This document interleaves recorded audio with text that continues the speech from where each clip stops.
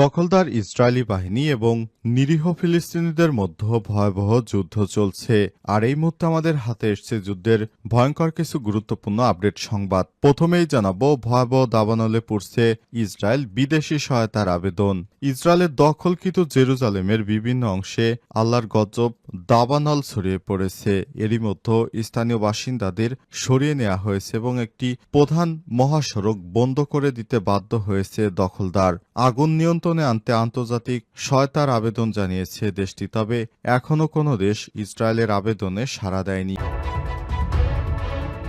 এরপর জানাবো, মার্কিন বাণিজ্য যুদ্ধের শেষ দেখে ছাড়ব বলছে চীন। যুক্তরাষ্ট্র যদি তাদের শুল্ক যুদ্ধ চালিয়ে যাওয়ার সিদ্ধান্ত নেয় তবে বেইজিংও পিছু হটবে না। চীন এই বাণিজ্য যুদ্ধ শেষ পর্যন্ত দেখে ছাড়বে। ব্রাজিলে ব্রিক্স পররাষ্ট্রমন্ত্রীদের বর্ধিত বৈঠকে চীনের পররাষ্ট্রমন্ত্রী ওয়াং ই এমন মন্তব্য করেছেন। এদিকে রাশিয়ার পক্ষে লড়াইয়ে উত্তর কোরিয়ার ৬০০ সৈন্য নিহত বলছে সিউল। রাশিয়াকে সাহায্য করার জন্য উত্তর কোরিয়ার সেনারা যুদ্ধ করছে।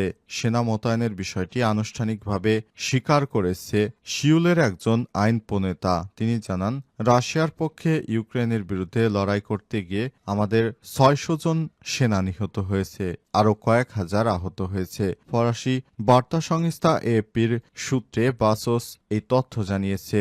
উত্তর কোরিয়ার রাজধানী সিউল, সেখান থেকে বিষয়টি নিশ্চিত করা হয়েছে। এবারে জানাবো, রাজপথ এবং সচিবালয়ে বিক্ষোভ করলে তদন্ত ছাড়াই চাকরি যাবে। সংশোধন হচ্ছে সরকারি আইন।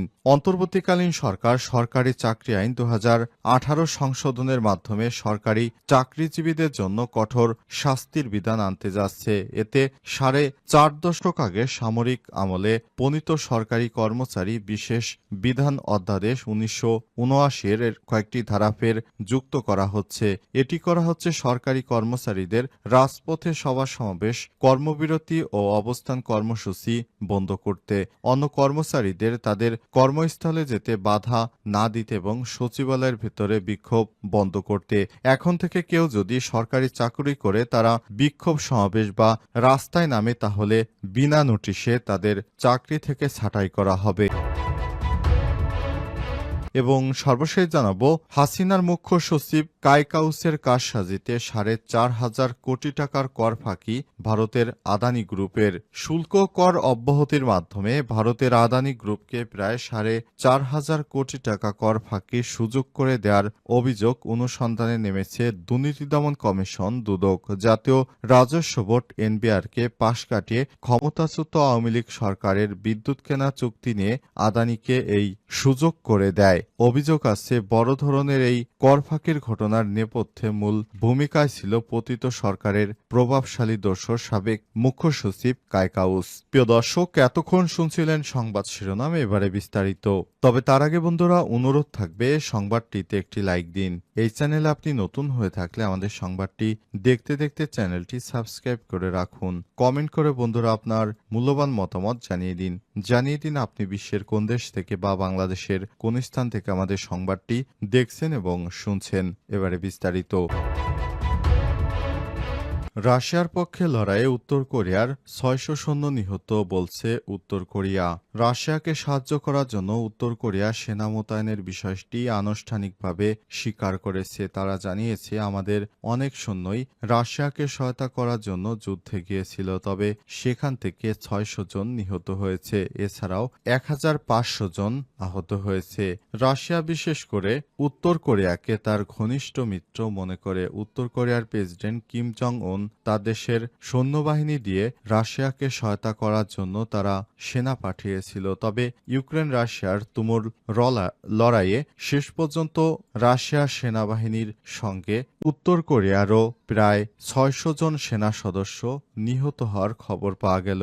এই ঘটনার পরই উত্তর কোরিয়ার শোকের মাধ্যম নেমে আসে। বিশেষ করে তারা দীর্ঘদিন ধরে রাশিয়া ইউক্রেন যুদ্ধে অংশগ্রহণ করছে। তবে এই ঘটনার পর অনেকে সেদেশ থেকে যুদ্ধে অংশগ্রহণ করতে না চাইলেও জোর করে কিম জং উনের রাষ্ট্র তাদেরকে যুদ্ধে পাঠাচ্ছে। এর ফলে এই মৃতের সংখ্যা আরও বাড়বে। হাসিনার মুখ্য সচিব কায়কাউসের কারসাজিতে ৪,৫০০ কোটি টাকার কর ফাঁকি দেয় ভারতের আদানি গ্রুপ। শুল্ক কর অব্যাহতির মাধ্যমে ভারতের আদানি গ্রুপকে ৪,৫০০ কোটি টাকা কর ফাঁকির সুযোগ করে দেওয়ার অভিযোগে ভয়াবহ দাবানলে পড়ছে ইসরায়েল। বিদেশি সহায়তার আবেদন। ইসরায়েলের দখলকৃত জেরুজালেমের বিভিন্ন অংশে ভয়াবহ দাবানল ছড়িয়ে পড়েছে। এরই মধ্যে স্থানীয় বাসিন্দাদের সেখান থেকে নেওয়া হয়েছে এবং একটি প্রধান মহাসড়ক বন্ধ করে দিতে বাধ্য হয়েছে দখলদার ইসরায়েল। আগুন নিয়ন্ত্রণে আনতে আন্তর্জাতিক সহায়তার আবেদন করেছে দেশটি, তবে এখনও ইসরায়েলকে কেউ সহায়তা দিতে রাজি হয়নি।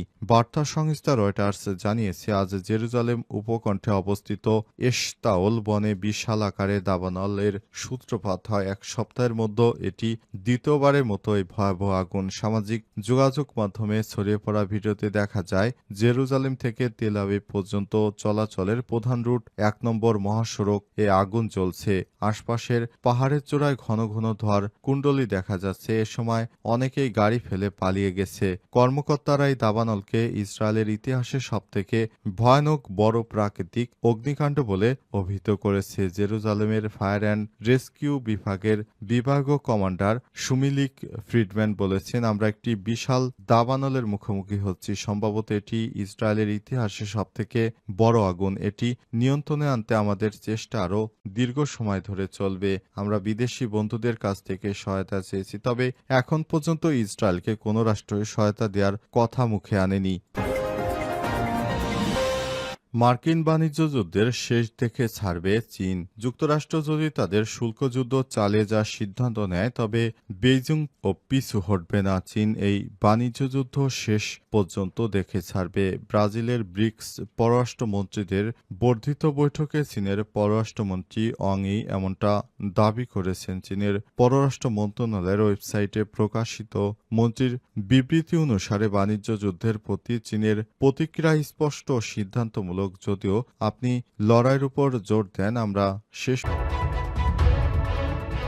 মার্কিন বাণিজ্য যুদ্ধের শেষ দেখে ছাড়বে চীন। যুক্তরাষ্ট্র যদি তাদের শুল্ক যুদ্ধ চালিয়ে যাওয়ার সিদ্ধান্ত নেয়, তবে বেইজিং ও পিছু হটবে না। চীন এই বাণিজ্য যুদ্ধ শেষ পর্যন্ত দেখে ছাড়বে। ব্রাজিলের ব্রিক্স পররাষ্ট্রমন্ত্রীদের বর্ধিত বৈঠকে চীনের পররাষ্ট্রমন্ত্রী অং ই এমনটা দাবি করেছেন। চীনের পররাষ্ট্র মন্ত্রণালয়ের ওয়েবসাইটে প্রকাশিত মন্ত্রীর বিবৃতি অনুসারে বাণিজ্য যুদ্ধের প্রতি চীনের প্রতিক্রিয়া স্পষ্ট ও সিদ্ধান্তমূলক। যদিও আপনি লড়াইয়ের উপর জোর দেন, আমরা শেষ পর্যন্ত লড়াই করব।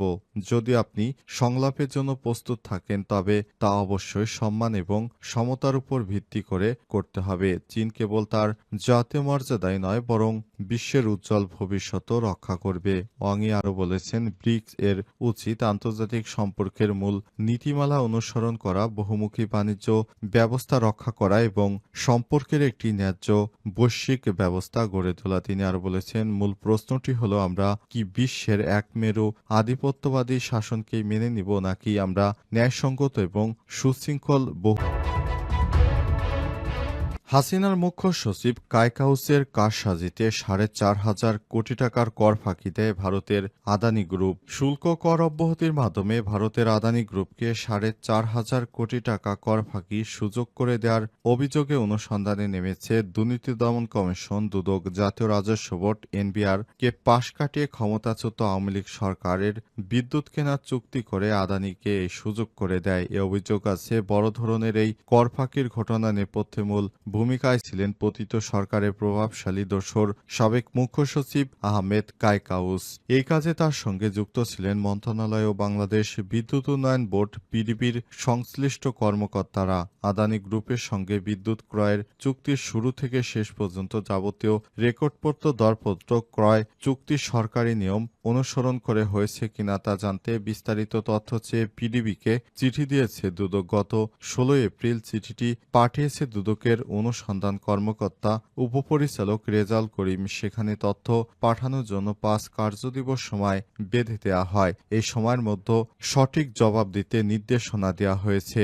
সংশ্লিষ্ট সূত্র থেকে পাওয়া গেছে উল্লেখিত সব তথ্য জানতে চাইলে অনুসন্ধান কর্মকর্তা দুদকের উপপরিচালক রেজাউল করিম বলেছেন, বিভিন্ন ধরনের তথ্যপত্র রেকর্ডপত্র চেয়ে আমরা সংশ্লিষ্ট দপ্তরগুলোতে চিঠি পাঠিয়েছি। আশা করি তারা খুব দ্রুত সময়ের মধ্যে আমাদের চিঠির যথাযথ উত্তর দিবে। তা না হলে তাদের বিরুদ্ধে ব্যবস্থা গ্রহণ করা হবে।